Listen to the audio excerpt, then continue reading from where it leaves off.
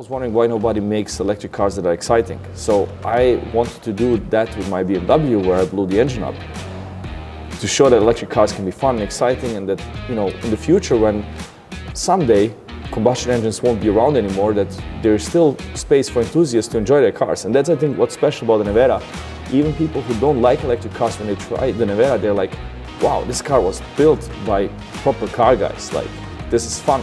Right. Yeah. And it's exciting. Cars are kind of the culmination of all the human disciplines. On one side, art, because they have to be beautiful, but not just in terms of looking at them, but also, you know, the way it feels when you touch a button, the way it feels when you open a door, the way it sounds when you close the door, the way it smells in the car. You know, it's like a lot of sensory experiences, but then also all of the sciences, like material science and aerodynamics and composites and software and electronics. Everything is in the car. Everything humanity is doing is in the car. And all I see on the internet are these videos of people taking Jeeps off-roading. How many of you are actually taking your Jeeps off-roading? Like, none of you. I'm using my cup holder.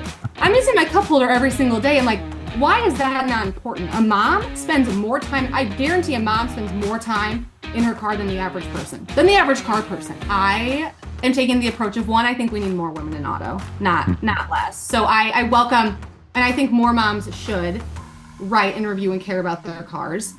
But on the flip side, I also think if you're the only, you're not the best. So I'd like to be the best. So I welcome competition.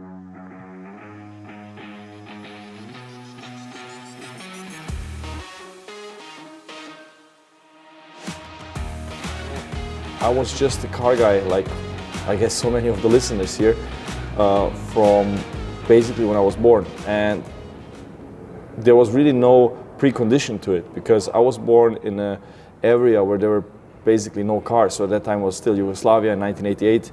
And where I'm from, what's today Bosnia. So Bosnia is basically the second poorest country in Europe. And where I'm from is the poorest part of Bosnia. So there were almost no roads, almost no cars. And my parents had nothing to do with cars. But somehow I was really obsessed with cars since before I could walk or talk.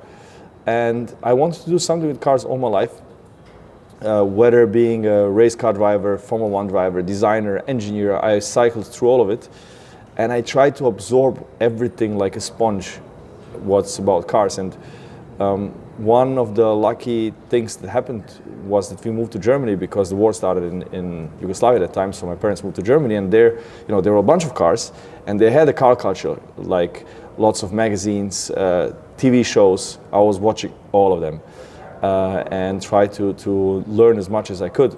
10 years later, when I was 12 years old, we moved back to Croatia. But that stuck with me. And then when I was 18 years old, I bought a 1984 BMW that eventually blew up the engine, and I converted it to an electric car and so on. So I just wanted to do something with cars, anything. And I was a huge BMW fan. Like my big dream was to work for BMW one day. And I'm lucky today that what I'm doing is much more exciting than just being an engineer for BMW. By the way, we also work now with BMW and many other brands. But why I decided to do exactly this is because in Croatia, so over 100 years ago, Nikola Tesla was born. He invented the electric motor that we are using everywhere today. And being a Croatian, I read a lot about him and his motor. And at that time, so in 2008, 2009, electric cars weren't the thing. And I was wondering why nobody makes electric cars that are exciting. So I wanted to do that with my BMW, where I blew the engine up, to show that electric cars can be fun and exciting, and that, in the future, when someday combustion engines won't be around anymore, that there's still space for enthusiasts to enjoy their cars. And that's, I think, what's special about the Nevera. Even people who don't like electric cars, when they try the Nevera, they're like, wow, this car was built by proper car guys. Like, this is fun.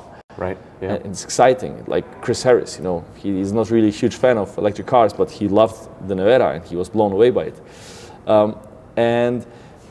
But for me, it's not just about electric. So that's, let's say, one part of my journey where I did the craziest things with electric cars you could do. Like, now it's accepted that electric cars are fast and all of that stuff. But 15 years ago, when I started, it would have been impossible to imagine an electric car would be faster than the fastest combustion cars, fastest hybrids, whatever. And that's actually what the Nevera is. It's the fastest accelerating car ever built. And but I'm not religious about electric. So now, you know, Bugatti is also part of the story, and you will see it in a few months, the success of the Chiron, which is, you know, from the last bolt, from the first to the last bolt was, you know, I've led that project, and was really, again, an idea in this head, and you will see it has a very interesting combustion engine, very big one.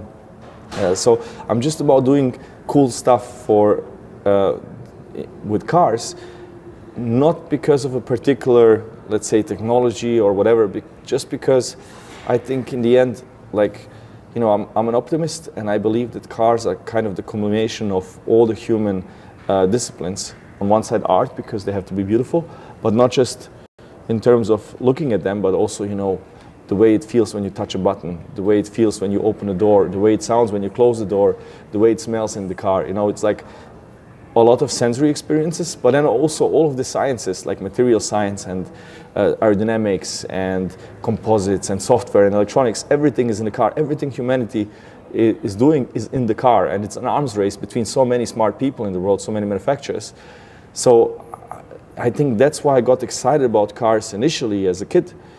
And I kind of feel if we push in the right direction and do cool and exciting stuff, and people get the opportunity to understand the people behind them, that new generations would be excited about it as well. Let's go back to that 18-year-old, though, that was the BMW engineer. Where does the big break come from? How do you go from that kind of role that you would take to where we sit today?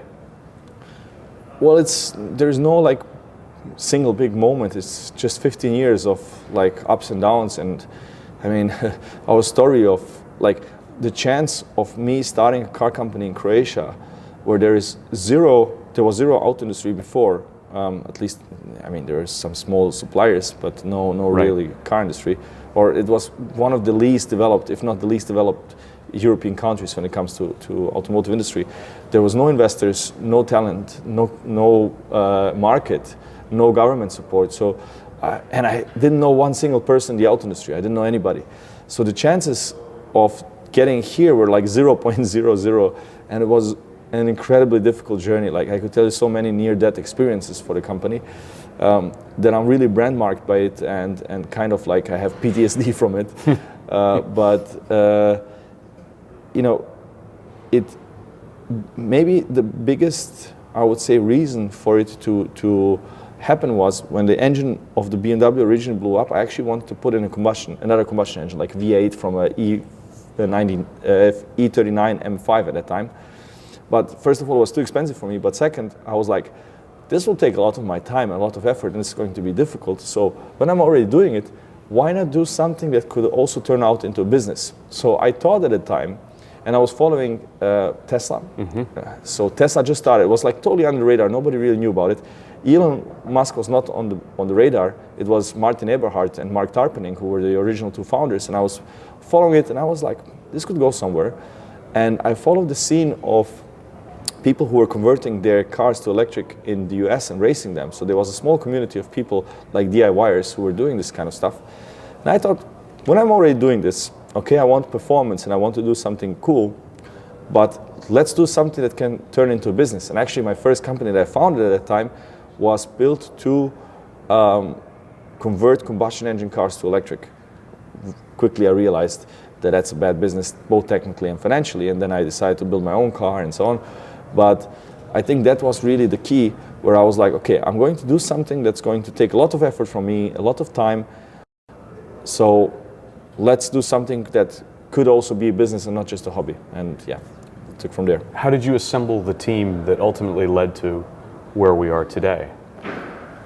Well, so because as you said, you're coming from an area where it's not really automotive centric. Yeah, when I was like, okay, I want to build my own car. And I was just, self-taught in a garage. I was actually like, just when I started with this, I was just finishing high school and started university. And I went to the University of Mechanical Engineering in Zagreb, which is like the closest to something automotive in Croatia. Or it's called actually of Mechanical Engineering and Naval Engineering, so like boats, because Croatia had a boating industry. Like after the war, that fell apart as well.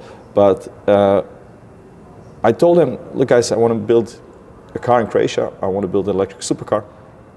And they told me, it's impossible to build a car in Croatia. The sooner you give up, the less people will go under with you. And I was like, okay, that's very encouraging.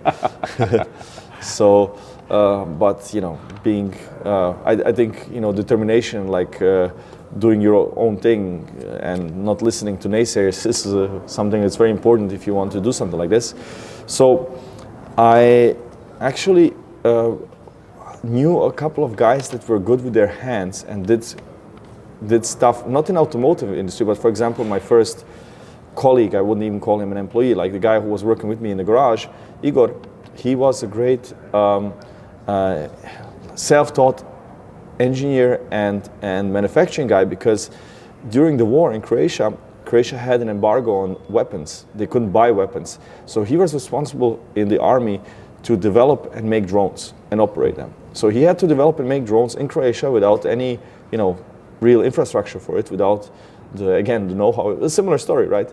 So he was super skilled. And then another guy was a corporate guy, but in his free time he was building electric bicycles in his garage. And then a third guy, he was building race cars. So these were like the initial people, like super enthusiastic, you know, non-corporate, but zero experience from the auto industry. So we were just like building the company on, how would I say, people who had no idea about this, but were just thinking, let's say, common sense.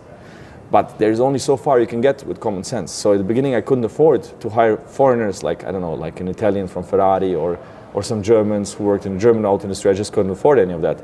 So it took years for us until we were financially stable enough and I had the first investors on board and so on, until we could hire the experienced ones. But oftentimes, those with impressive CVs turned out to be nowhere near as good as just these guys who loved to do. You know, we were always having this inferior complex. Like, first of all, like, us Croatians, we are not nearly as good as Germans or whatever. That was false. And, you know, then thinking like, we are far inferior just because we have never worked in the auto industry. Okay, yes, that's also a problem because you only learn on your own mistakes, which is the worst way of learning. But you make up for it in, you know, just enthusiasm and curiosity and unconventional solutions. But it helps to have the experience. So now we have a lot of people from the auto industry, from all possible manufacturers, which How is many good. employees do you have now? 2,500. Wow. We're Wow. 2,500. So you go from the garage to 2,500. Yeah, in 15 years, yeah. Amazing. Yeah. Is somebody like Christian van Koenigsegg, who's been on this program, is he an inspiration? Because it's kind of the same thing, isn't it? It's coming from Sweden and wanting to build hypercars and wanting to do something different and starting with two hands. Yeah. Well, actually, Horacio Pagani and Christian Koenigsegg are my big heroes, together with Nikola Tesla. And I'm lucky, you know, that I know both of them very well now. I would even consider them friends. With Koenigsegg, we worked also a lot. The Regera had our battery. That was one of our first bigger projects that we did. Let's say first for a serious production car, even though very small volume. And that was actually really the inspiration. Like when I was doing the BMW, I was like, this doesn't make sense. And you know, I had a few customers where I converted their cars to electric, and I realized like that really doesn't make sense technically and commercially. So it only makes sense to really develop a car from scratch that's going to be designed around the idea of electric propulsion, so 4 motors, batteries in the floor, and all that stuff. And I knew that there were 2 guys who did it, Horacio and Christian. And actually, you know, I tried to read everything about them. You know, that's a huge advantage of stuff like this today. Like, you didn't have this information back then. I mean, the world changed so much. It's difficult to think back, like how different the world was just 15 years ago. Like, you know, now you have like this shows and podcasts of Horacio and Christian and me and people like us, and you can learn a bit about them. But I know I wanted to meet Christian, and I went to the Geneva Auto Show without knowing how he looks like. And I was going to the most senior looking guy at the Koenigsegg stand, and it was actually his father, Jesko.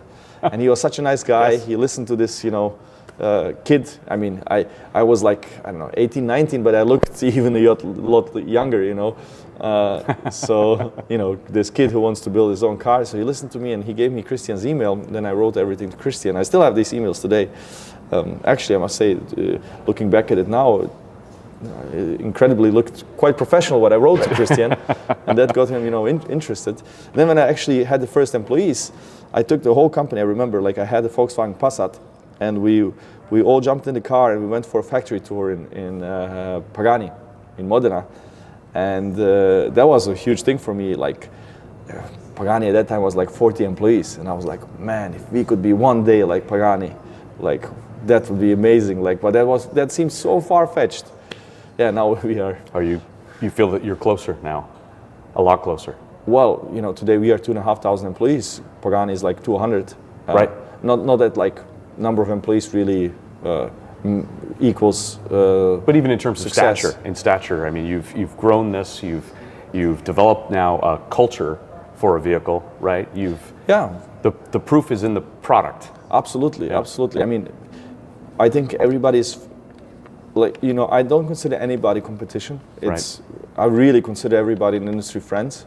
We are super open, like everybody can come to us and see everything we do. And believe me, both Christian and Horacio are multiple times also there, and everybody else in the industry basically. So I'm very happy to collaborate with anyone.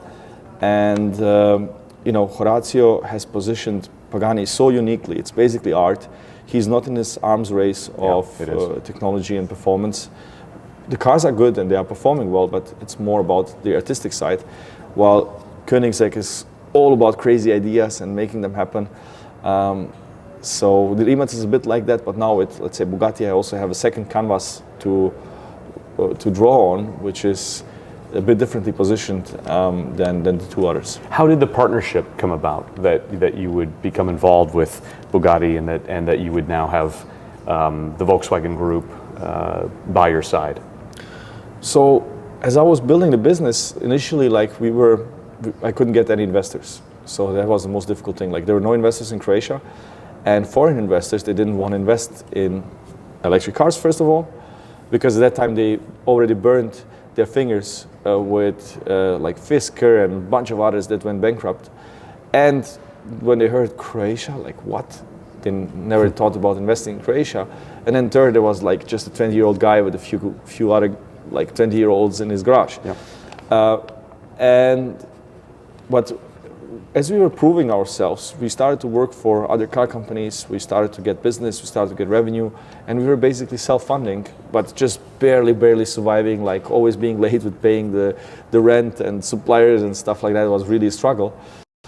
But then, some investors joined us, and one of the first was Porsche. So they invested in 2018, which was the first time that they ever invested in a company, and that was a huge deal for us. So in the whole journey of the 15 years, that was one of the biggest, if not the biggest single events that, got us where we are today, where it was basically seal of approval. Then everybody was like, okay, if Porsche invested in these guys, they are something special, they know what they're doing. And Porsche actually invested 5 times in total in our company. So over the years, they invested more and more as we were working closer and closer together.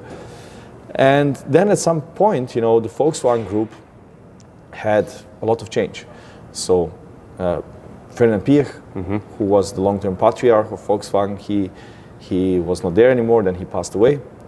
And then there was Dieselgate, and Volkswagen Group was going all the way, with Herbert Diess especially, into electrification 100%. And Bugatti just didn't fit into that picture. First of all, electrification, like how are they going to do it? And second of all, in such a gigantic group like the Volkswagen Group, which actually, if you think about it, has 4 times more revenues than Croatia has GDP. So a single company has 4 times more revenues than Croatia. And all of Croatia has GDP. All of the 5 or 4 million inhabitants of Croatia.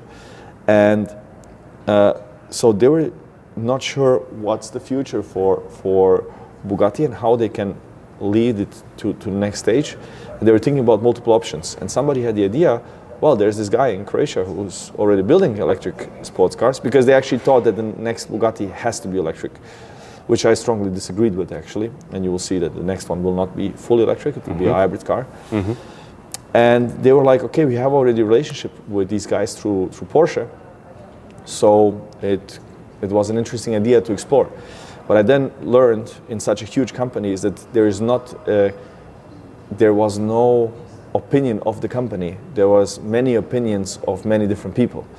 and not many agreed with that idea of bringing us together. That's the right thing to do.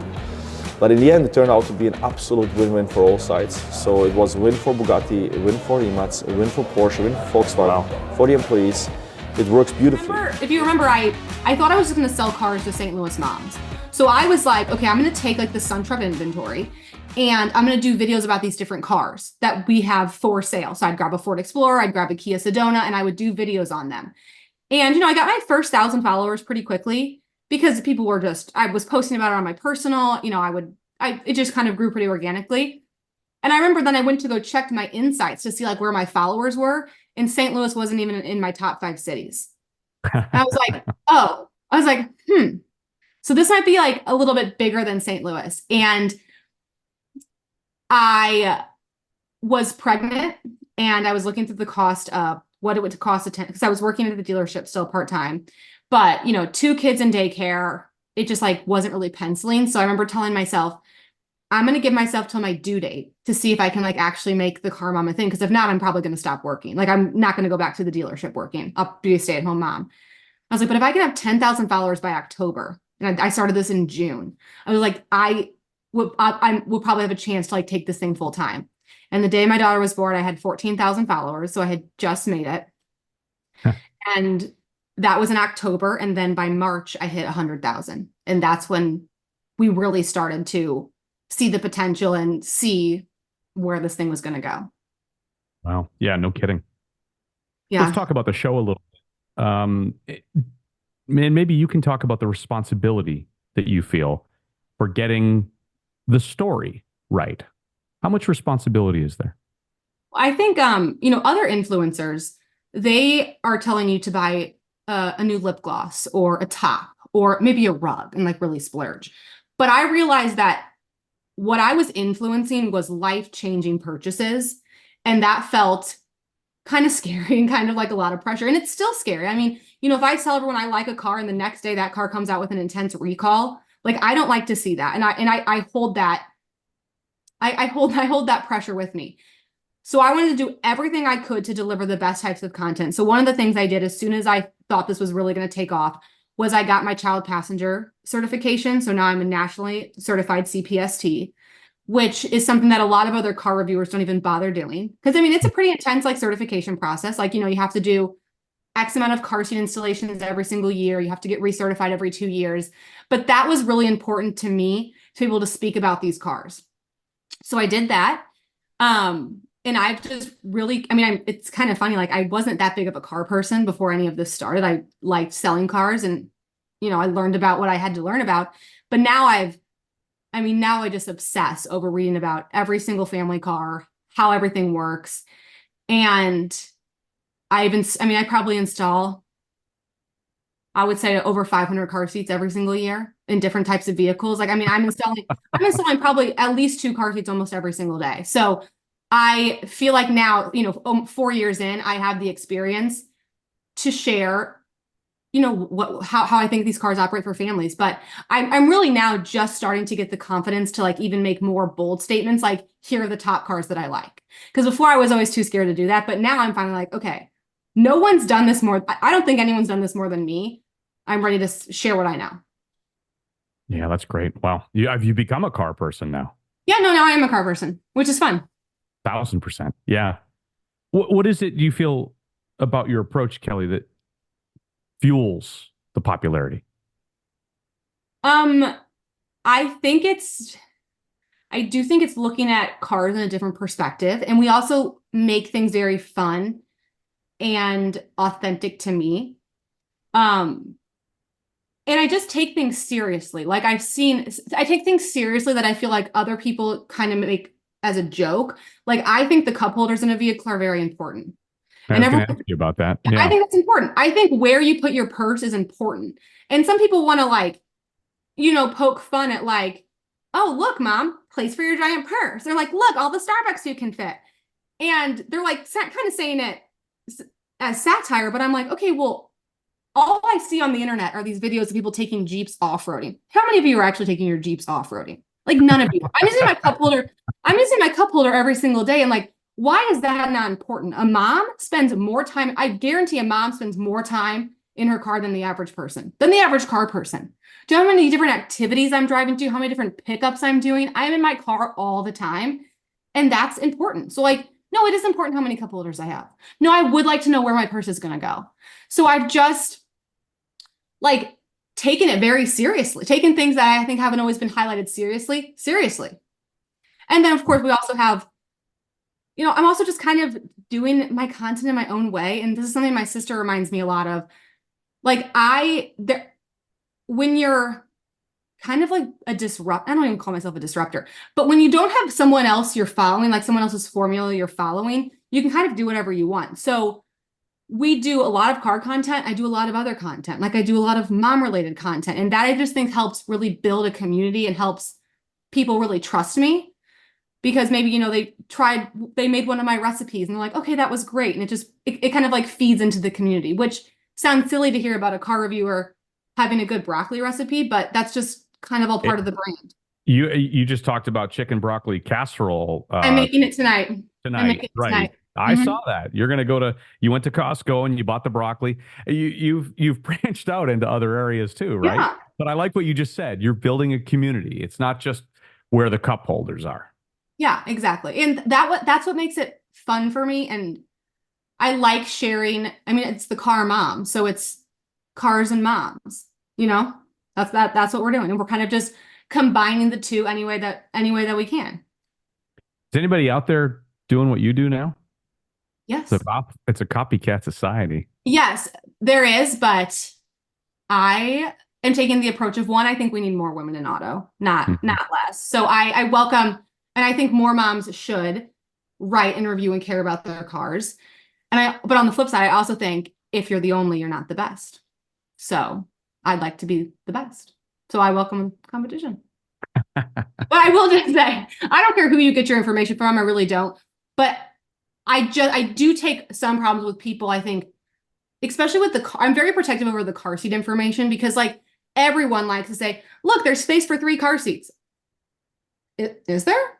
Did you install it? And also what car seats? What ages of kids? What combinations? Are the headrests removed? Like it's so much more technical to that.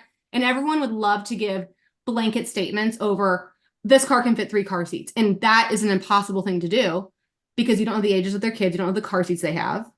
You just can't make lists like that. And I wish you could, because I would have done it by now, but I'm not going to put a blanket statement that a car can fit 3 car seats unless I know your combination. Because also I don't want you to go make a $50,000 purchase without knowing that information.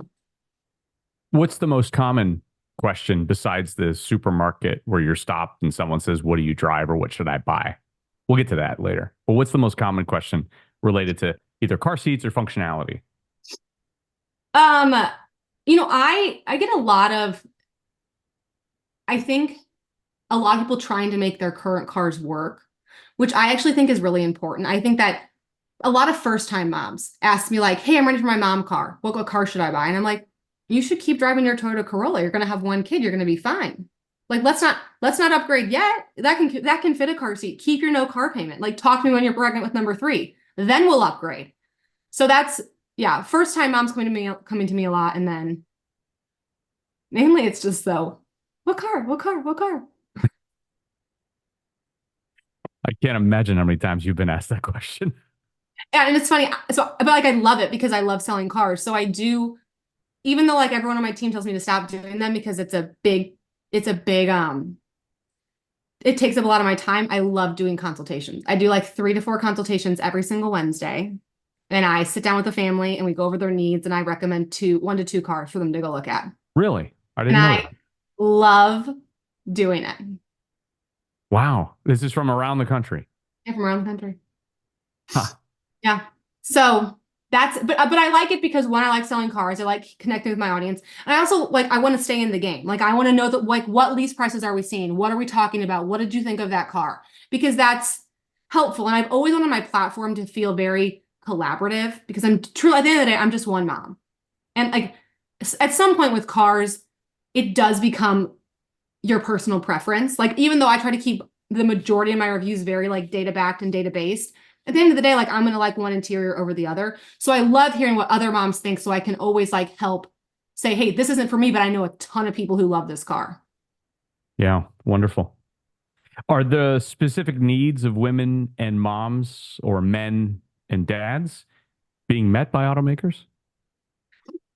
Oh, that's an excellent question. If I I could get like really granular and give you examples, and like your jaw would drop and you'd be like, why would they do that? And I'm like, yeah, I don't know. I think that yes and no. I mean, there's definitely some good options out there, and I mean, there's more family cars now than ever. Like, there's more three-row SUVs than there's ever been, so I am encouraged by that. But there is just still like some mistakes being made in the design process that's like so jaw-dropping that you're just like, Tell me about them. well, so for one example is the General Motors. Up until the new Equinox came out, they never put middle head restraints in their cars. And like a middle head restraint, like so the Chevy Tahoe to this day doesn't have a middle head restraint. And you're like, and you want me to put my 12-year-old there without a head restraint? Why wouldn't you have a head restraint? I mean, that's like, I mean, to sit in a seat without a head restraint, if you get in a collision, you're getting whiplash. Right. Every other manufacturer has head restraints. So like, what's that about? And I now I kind of have a complicated relationship with some of these manufacturers because unlike other car reviewers, I don't need you to send me a car for me to review it. I will get my hands on it eventually. So you can't hide from me forever. But so I get invited to some of these events and I literally am sitting with like the engineer at Chevy and I'm like, what are you doing? Why wouldn't you put this in there? And they never seem to have a good answer for me. So, I mean, every manufacturer, has like their own, and some get a little bit more in the weeds than others, but I think there's still just some oversights that feel like shocking. Where it's like, oh my gosh, like take some responsibility. Who does it best? I mean, some things I just don't know if it's just like a happy accident. Like, I don't know if they did it like thinking about that or if they just did it the right way. Like, I mean, the most family-friendly SUV is the Ford Expedition by far. They've got what's called a car seat tilt, so you can access the third row. They have middle head restraints. They have lower anchors in the third row. They've got tether anchors in all 6 seats. It's the most family-friendly bench. I don't know if it's because that's just how they've been designed or what's the case, but I shouldn't say like they're not trying because I've definitely felt, and like even the new Traverse, this is exciting, not to harp on Chevy because the new Traverse got redesigned for 24 and they added a middle head restraint. And they were very excited to show me that they added a middle head restraint. So I can't help but think like, okay, like this community, like we are making a difference. Like that's really encouraging to see. But then I'm also just, I don't know if any of the manufacturers are really, I mean, car affordability is like the biggest thing right now. It is. There's an affordability crisis to some extent. They just seem to keep making the cars more expensive. Right. So that's the biggest detriment. Yeah. So that doesn't feel like it's made with families in mind. And then, you look at like the EV movement and, some of the least fuel efficient cars are the cars my audience is driving. And like, they can bring me a F-150 Lightning or a GMC Hummer that gets 1,000 horsepower and my Expedition can't be a hybrid. Okay. So do you care? So do you care about saving the world? Or like, why would you make a GMC Hummer hybrid or electric vehicle? What if you made like a Traverse or like a GMC Acadia hybrid first before you did that? So I have felt like families up until, I mean, now we have the Rivian and the Kia EV9, but I have felt like families have been so left out of the EV conversation. And again, as the people driving the least fuel efficient vehicles, that's been frustrating. You go across the board, right? I mean, you'll do Teslas, Rivians, all the above, whatever you get your hands on. Whatever I get my hands on, yeah. Yeah. Is the Rivian very family friendly? I'm getting one next week. Okay, we'll have to come back to that one. I play with it a little bit. I think it's fun. I think with the Rivian, like they do a very good job of, and again, this is kind of like, look, it has a removable Bluetooth speaker. You're like, okay. Whoa. What else does it do? Like, how are the crash ratings? I mean, now there's a lot of, I feel like whoever is doing, someone needs to be doing PR for EVs because they just keep making headlines and not in good ways. You know what I'm saying? Especially lately. Yeah, I mean the Rivians just came out with there's a viral video going around that they're too heavy for the guardrails to stop them. So they're just going through guardrails like a freaking like it's tissue paper. And you're just like, okay. Then there was all those snowstorms, and then there was like those Tesla graveyards. And people like to say I'm an EV hater, which I'm not. I also live in rural Missouri, and up until a year ago, they used to have to bed EVs to get them to my house for me to review them. So like, I'm sitting in the middle of the country just kind of watching it all happen right now. We are not ready out here, not where I live at least. But we'll see. I'd like to see more hybrids. I think that's the better approach personally. Well, it's certainly the pendulum has swung back to that movement. Yeah. That's for sure. Yeah. It cannot be all rainbows and unicorns when it comes to comments that you receive. And social media can be a haven or maybe even a cesspool for commentary, as you know. What do you do to ignore the haters? Well, I try to be I obviously have a big following, and I don't get to respond to every message or even see every message. But when I see a bad message, instead of giving that energy, I think of look at all the people who like my content, who enjoy following me, who are asking me questions. Like, what a slap in the face if I respond to a hate comment. So whenever I see a hate comment, I respond to like 10 nice comments instead. It's like, why would I give that my energy? Yeah. And it ebbs and flows. Like there's days, especially the more you show of your family. Obviously those comments hit a little bit different of a chord when, like I remember I went on a trip and I missed my third child's first birthday. And I got dragged for being such a horrible mom to miss his first birthday, of which we threw him a huge party when I got back. And like, he was with his dad. I'm like, no one would ever say a dad was a bad father for missing his first birthday. And like, I didn't want to miss it, but this was an opportunity that I had to take. So yeah, some things set me off a little bit, but for the most part, I have a very good community. And yeah, I would say like, if you like an influencer, send them a nice message because they're not always getting them. And it's encouraging to see people like your content. Yeah, that's a wonderful thing to say. Yeah. I haven't figured that out yet. It probably something you didn't anticipate having to deal with, I'm sure. And it might keep you off other platforms now, personally. Yeah. Like the YouTube comments, like the comments of men, my YouTube is just, those comments are the Wild West, but they don't really bother me because they're not my people. But, it's what's also crazy is like, no one is meaner to women than other women. And like, that's just been a little bit sobering because some of the comments I've received, I'm like horrible comments. I'm like, oh my gosh, like your son's mom, what's wrong with you? You know what I'm saying? Like, it's just, but for the most part, I have to give my community credit. They are so encouraging, so uplifting. And yeah. Someone complained about the microphone that I was using in an interview. So, you've got to just be, yeah. Yeah, make them. You've taken on the responsibility of identifying your personal cars of the year in various categories. That was controversial. Yeah. Tell me. So we did 4 finals. So we did a family car of the year. And like I said, I never liked to do like lists or anything like that because I didn't feel like I felt like I didn't want to go there. But especially when I saw some change happen, like with Chevy, I was like, okay, if I reward the manufacturer, I have the platform now where it's like, if I reward a manufacturer, maybe I can change how some of these cars get built and how they get designed. So we decided to do it. And I chose 4 finalists for the car of the year. And the rule was the car had to be redesigned and be available for purchase in that model year. Mm-hmm. So we chose the Lexus TX, the Grand Highlander, the Honda Pilot, and the redesigned Volkswagen Atlas as our 4 finalists. And those were all cars that I had spent a lot of time in. I know the ins and outs of all 4 of those cars. And we graded all of them on like our scoring guide that included things like convenience, comfort, safety, car seat setup, technology. And the Volkswagen Atlas won, which people didn't like.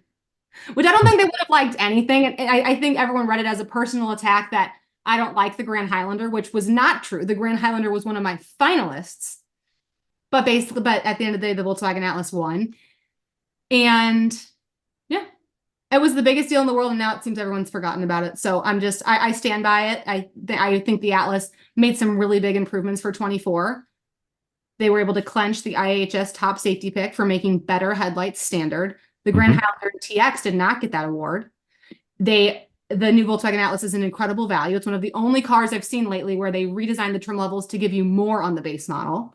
The car seat setup is spectacular. So that's why I won. Yeah. Yeah. How can viewers trust the veracity of your choices?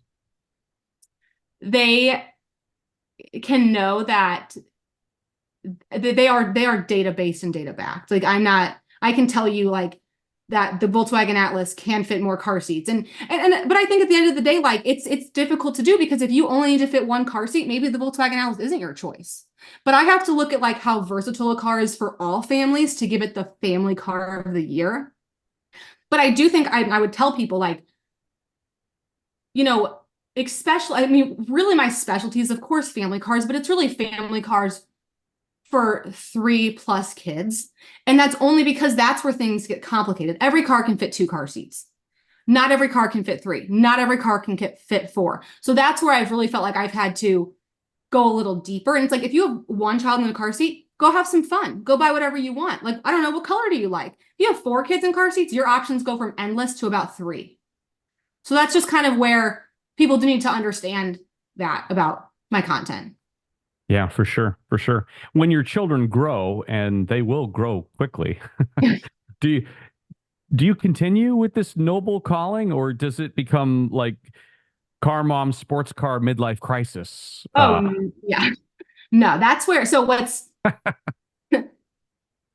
when I say I'm just getting started, I mean, I'm just getting started. Like I have such a vision for where I want to take this, but I'm also very mindful of the phase of my life that I'm in right now. I'm actually pregnant with my 4th.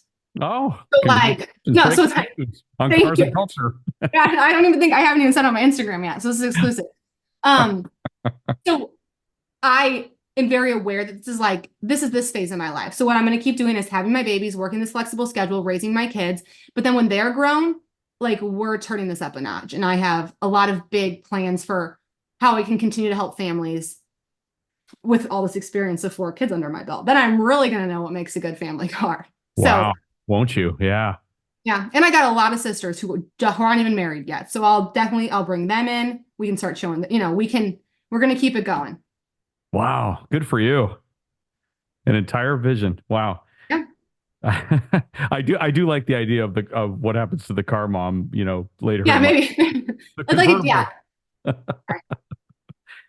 On your site, you also test and promote other things. I mean, we talked about broccoli from Costco, but I see you were also you have an agreement with Capital One as well. So this is really broadening out, isn't it? Yeah, I mean, I'm very excited for the new Cap One partnership.